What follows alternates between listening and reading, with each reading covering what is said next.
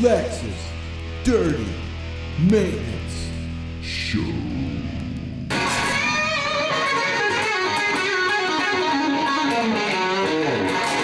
The sweet power slide.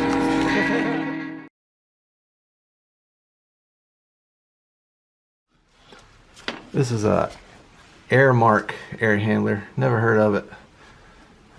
With a carrier condenser. The other side has First Company air handler with Goodman condenser. So we got two styles out here.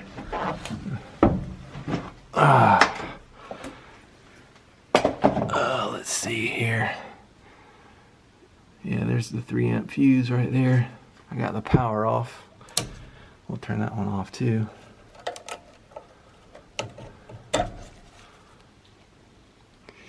Yep, it's blown. See if I can. Can't really pick it up on camera, but there's like a little black mark in the center there. Let's go test the contactor out at the condenser. Yeah, this resident runs her AC when it's like 30 degrees outside, so we might have a bad contactor here. This will pop the fuse. The power's off and the breaker inside, so there's no power. So I'm gonna pull the low voltage off the sides here and test the ohms. These contactors have a history of going bad on us.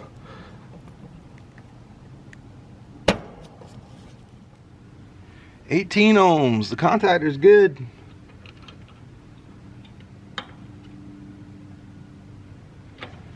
So it's not the contactor. Could be a bad thermostat. Could be a low voltage wire touching. Or it could be a fluke. I've seen that. I've replaced the fuse and never heard from them again. Maybe the resident switched the thermostat back and forth. We don't know.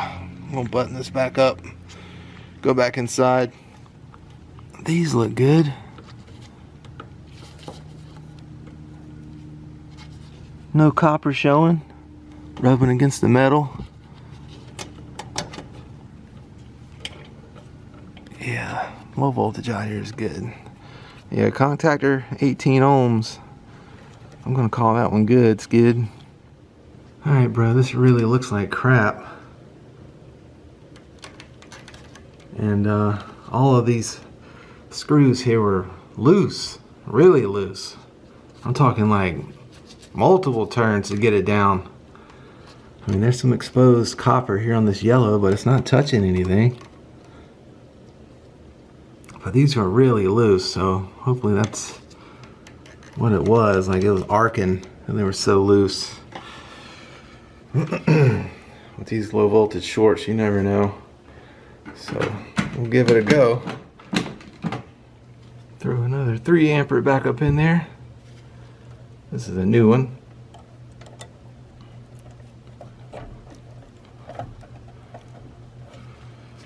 Alright, let's see what we got going here.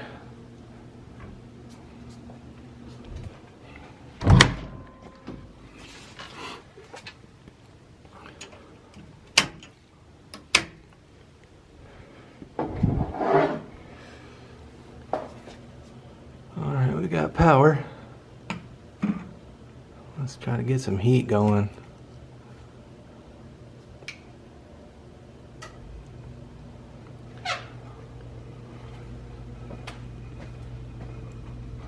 Taco motor's running. The heat runs off of the tankless Rinnai water heater.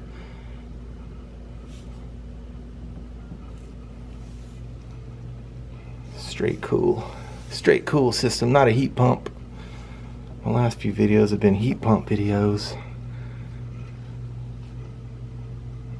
I think it's gonna be those loose screws in that thermostat, man. I couldn't believe how loose those were. All of them, every one of them. Red, green, the white for the heat, the common. Just multiple turns, not just 1 or 2. I'm talking 7 to 10 turns. There we go. There's the fan.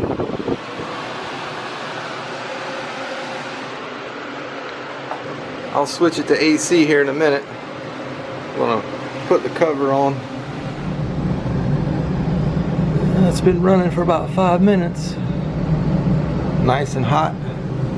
So I'm gonna turn it off and kick it on to AC. All right, the heater worked fine. Now let's go to AC. Dang, she got it set down to 63. Okay, air handler's coming on. I can hear the refrigerant moving through. Fan came on. When we showed up to this thermostat was kind of hanging off halfway because of all the wires in there. It was kind of pushing it off the cover. So I think it was just a little bit of everything. Make sure the outside unit's on. Sure it is. I can hear the refrigerant.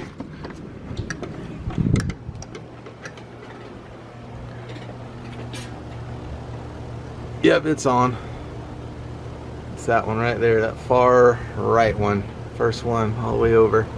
I can see the fan moving, I can hear the compressor. I think we just had some old loose wire skid. The old cover was pushed off the thermostat as well. Let's see, make sure it turns off.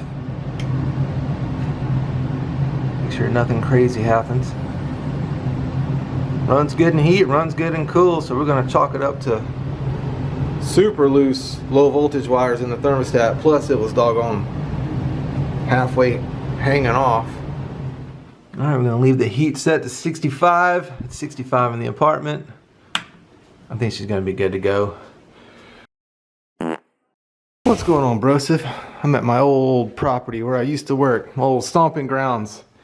They said that the heater isn't keeping up with where he has it set at. So let's see what's going on here. These are Goodman heat pumps. Set to 67 and it's 67. Let's bump it up, see what's going on here. These are heat pumps, so it's going to need the condenser downstairs to run as well. So we'll go check that out. Could be low on refrigerant, could be bag capacitor. Let's go see. Yeah, the condenser's running. Suction line is hot. Let me throw the old gauges on it. Might be a little low.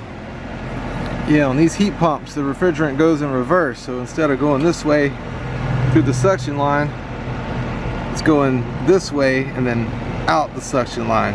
Instead of in cooling mode, it goes this way through the suction line and then out the little line. It just reverses. So it's different from what I've been working on the last almost year now. So if these heat pumps get low on refrigerant, it won't heat right. Alright, got the gauges hooked up. Blue on the true suction port, red on the suction line in heat mode for this Goodman heat pump here. And as you can see, we are extremely low. It's pretty cool out here, like high 50s. So what I'm gonna do is, this is a, let's see, 2.5 ton. Yeah, 2.5 ton Goodman. So I'll put it up to about 40 on the saturation there. Because it's leaking.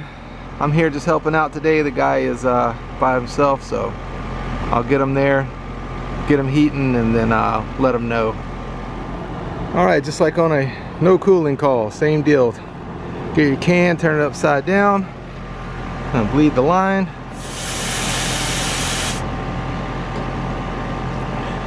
Don't want any air getting in there. And then I'm just gonna bump it. I'm actually gonna go a little under 40 saturation. I'm gonna go to about 38.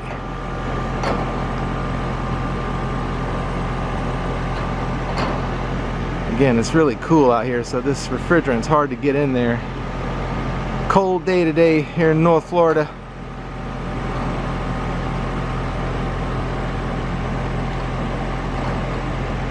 And it's leaking too, so I'm not really going for any kind of superheat or nothing like that. The filter's good too, by the way. Filter's nice and clean. Then I will let them know that they got a leaking unit and to find the leak and fix it. It's probably going to be the coil, like always with these Goodmans, this style of Goodman anyway. When I used to work over here, I was doing at least 5 or 6 coils a summer. I'm just going to keep popping it until I get it there. I'll be back. Alright, I'm going to leave it about right there, just under 40 saturation. It's a leaker anyway. It was extremely low, so I'll go test out the vent, see how hot it's blowing out. Blowing out 110 degrees. I can feel the heat too through my glove. That's blowing hot. Can't get no better than that. So I'm just gonna leave the charge where it is. Alright, just an old simple gas and go. Blowing out 110 degrees out of the vent. It went from 67 degrees in the apartment when I showed up to 70. So it's doing its thing. It was just low in refrigerant. With these heat pumps, once they get low in refrigerant, you gotta fill them up to the correct pressures or they won't heat right. And if you don't have a heat pump and you got a straight cool, this won't work for you. You got other issues, like if you got a gas heater or a boiler or electric heat strips. See, the filter is good. So yeah, that only works for heat pumps. If you don't have a heat pump, all my homeowners who watch, then you got other issues. But with a heat pump, when they get low on refrigerant, just fill them up. What's going on, Skid? We're on a no heat call today. Old dog was going crazy on me there for a little bit, but he settled down. No power, they said. Oh, it's okay, puppy. You want some heat, don't you? Here, come here. You smell my hand. Yeah, smell it. Smell it. Did you tear your heater up, big dog? Did you tear your heater up? Let's check the float switch. Sometimes the float switch.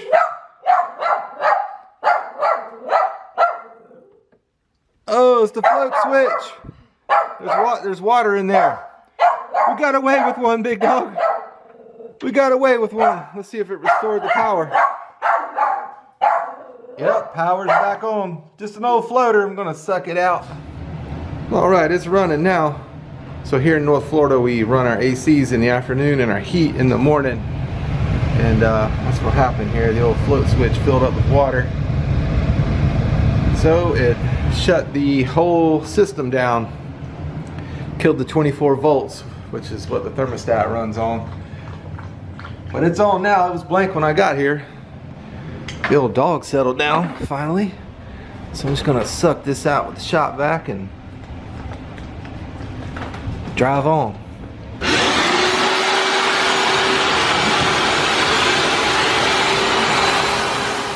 Yeah, I put my finger into the drain hole back here and it is covered with goop. So I'm gonna just blast it with my Gallo gun here. Got a little CO2 cartridge in there. Put that over the hole and pull the trigger.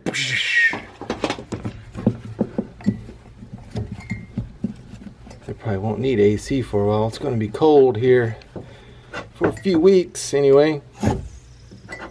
There we go. Just bump the old trigger. That sounds clear to me. Thing was full of goop. Alright, let's see if I know how to work this fancy thing. This is a personal thermostat. It's not one of ours. So system, heat.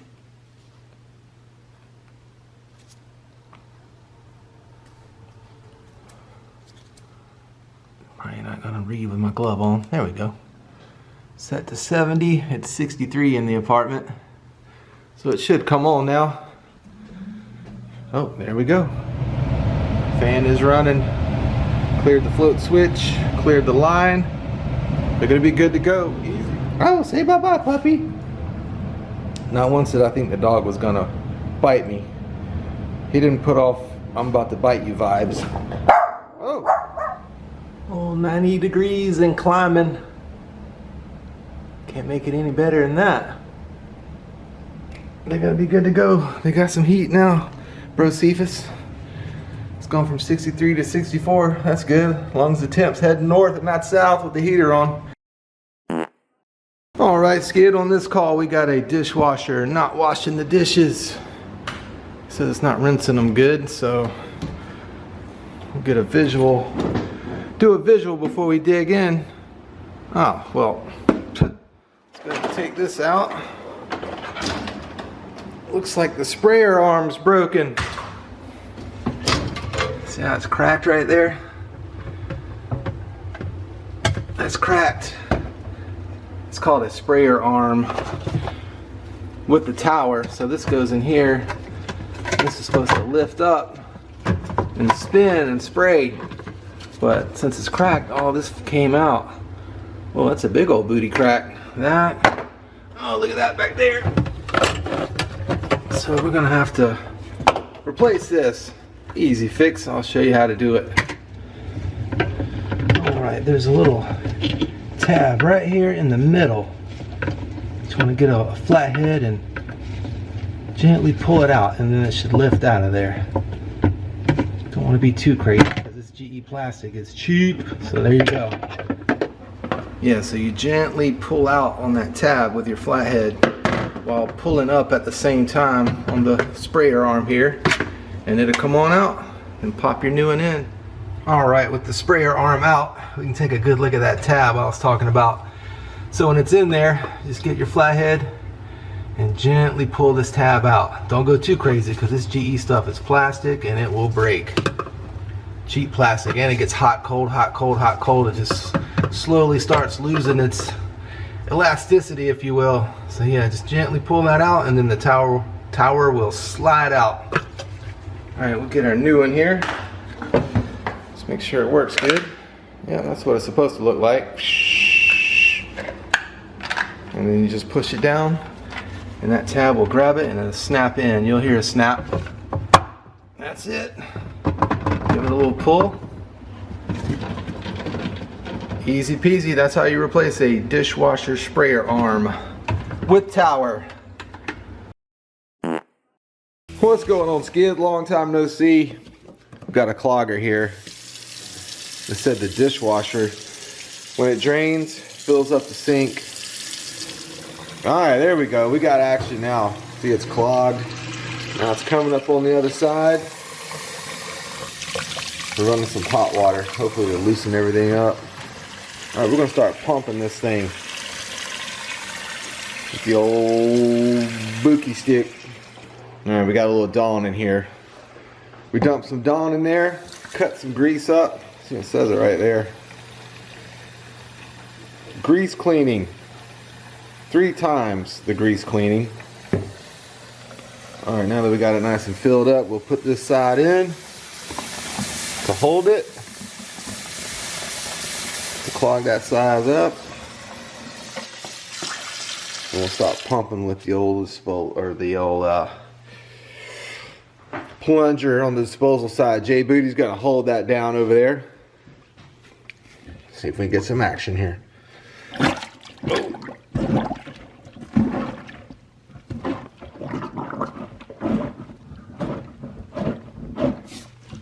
Let's get the old disposal going at the same time. Yeah, come on, baby. Come on.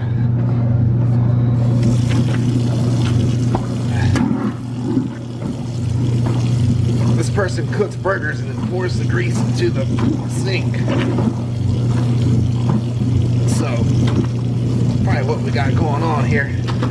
We got a greaser. Okay. Look at that Dawn soap just raising cane. Whoa. Is that a bubbler? Alright, this side didn't work. So we're gonna go on the other side. These things can be tricky, man. Especially when you're dealing with grease. She's already told us once before that she cooks burgers and then pours the grease down the sink, so. Alright, here we go. Who can do it? We'll let Jay Booty get a chance next. He always seems to get these things. If you remember in the past videos, I'll go, I can't get it, and then he goes and gets it. Oh, we got a little trash coming up in the water. I think I felt something break loose, big dog. I think I finally got it. I've defeated the undefeated. No, never mind. I think I've defeated the undefeated J Booty. Woo! First time ever.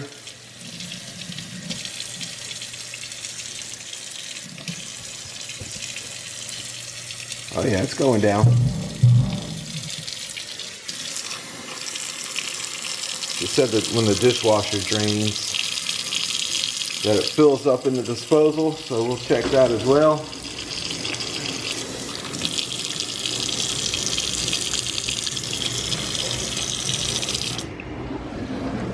Get this to drain.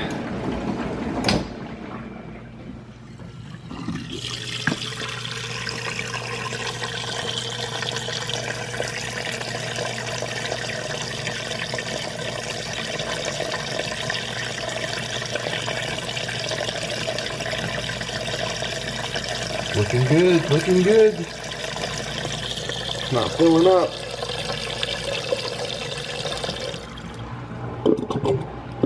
They're gonna be good to go. Give it the old pressure test.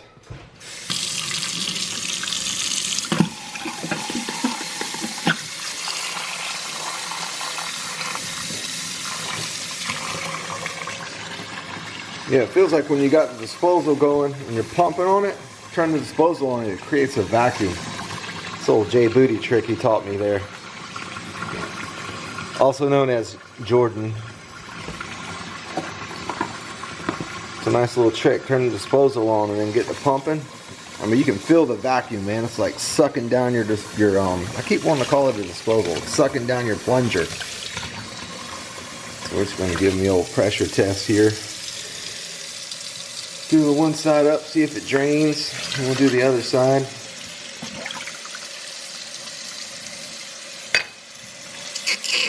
Nice swirl. That side is good. What about this side?